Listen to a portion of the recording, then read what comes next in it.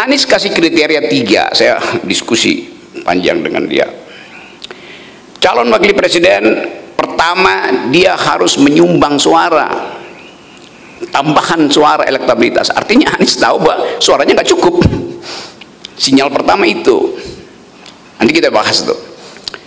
Yang kedua, calon wapresnya Anies adalah orang yang mampu untuk menertibkan begundal-begundal di DPR.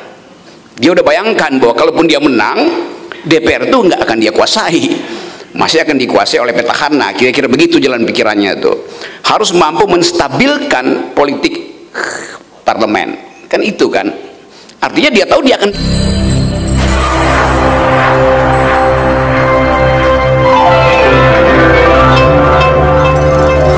Meski telah menetapkan Anies Baswedan jadi bakal calon presiden Capres 2024, namun Partai Nasional Demokrat, Nasdem, masih kebingungan soal sosok yang pas untuk mendampingi mantan Gubernur DKI Jakarta tersebut. Kendati demikian, dua calon yang disodorkan untuk wakili Anies adalah Ketua Umum, Ketum Demokrat Agus Harimurti Yudhoyono, AHY, dan Ahmad Heriawan, AHER, dari PKS.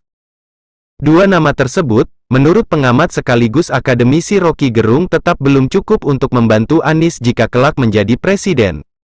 Dua nama tersebut juga tak masuk dalam kriteria cawapres yang pernah Anies sebutkan.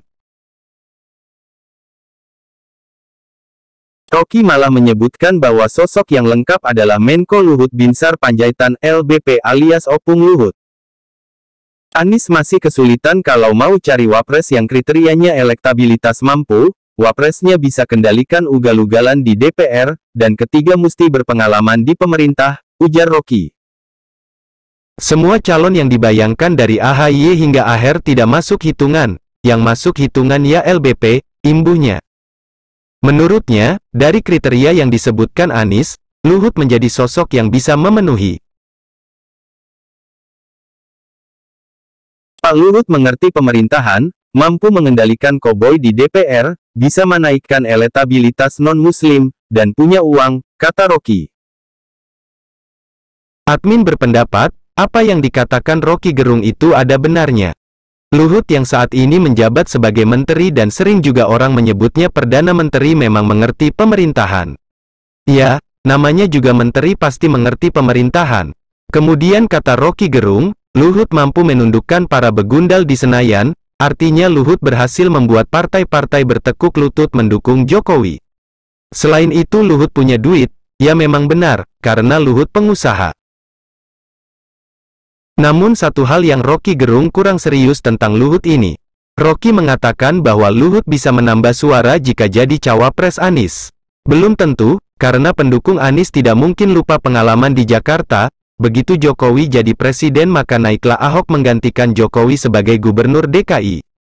Pasti orang berpikir, mungkin saja suatu saat nanti Anies berhalangan menjalankan tugasnya sebagai presiden, karena sakit atau meninggal dunia, lalu apa yang terjadi?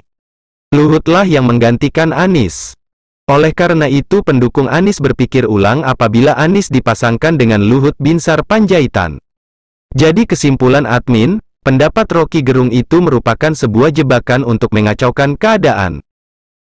AHY, kalau saya bisa ngatur semua orang, aja dengan narasi di FNN. AHY nggak bakal mampu LBP. AHER juga nggak mampu tuh. Jadi kalau mau fair, Anies menginginkan Luhut Binsar Panjaitan. Kalau Anda kaget gitu, sangat mungkin begitu. Kan Anies sendiri yang bikin parameter itu, lalu kita mau pasangkan parameter itu.